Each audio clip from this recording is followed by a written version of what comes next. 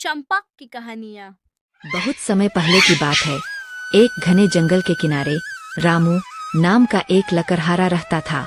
रामू बहुत गरीब था, लेकिन वह अपनी मेहनत से खुश रहता था। वह रोज जंगल जाता, सूखी लकड़ियाँ काटता और उन्हें शहर के बाजार में बेचकर जो थोड़े बहुत पैसे मिलते, उससे अपना और अपनी बूढ़ी माँ का पेट पालता था। एक दिन रामू जंगल में बहुत अंदर तक चला गया। वह नई लकड़ियों की तलाश में था, क्योंकि पिछले कुछ दिनों से किनारे के पेड़ों की टहनियाँ खत्म हो गई थीं।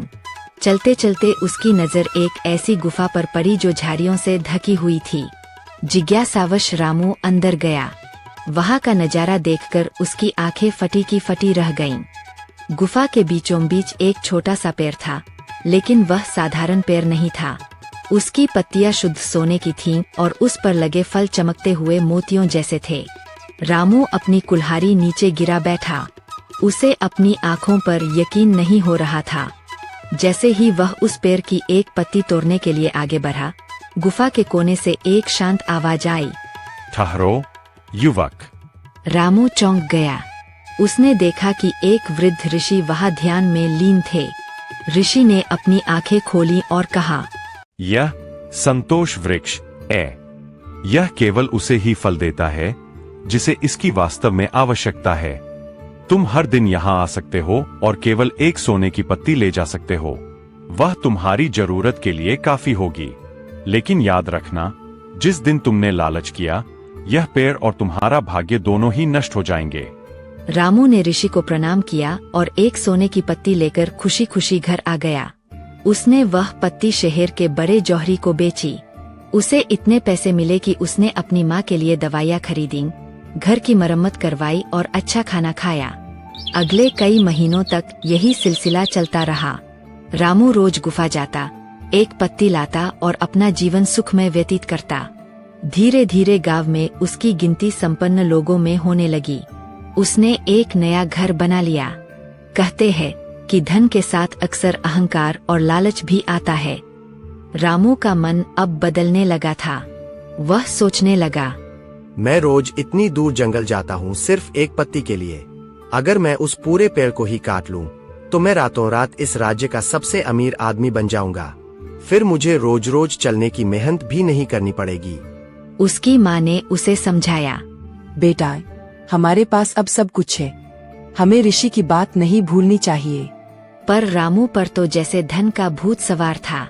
उसने अपनी माँ की एक न सुनी। एक रात रामू ने एक बड़ी आरी और एक बड़ा थैला लिया। वह चुपके से गुफा की ओर चल पड़ा। वह नहीं चाहता था कि ऋषि उसे देखे, इसलिए उसने रात का समय चुना। जैसे ही वह गुफा में पहुंचा, उसने देखा कि पेड़ चांदनी की तरह चमक रहा था। ऋषि वहां नहीं थे।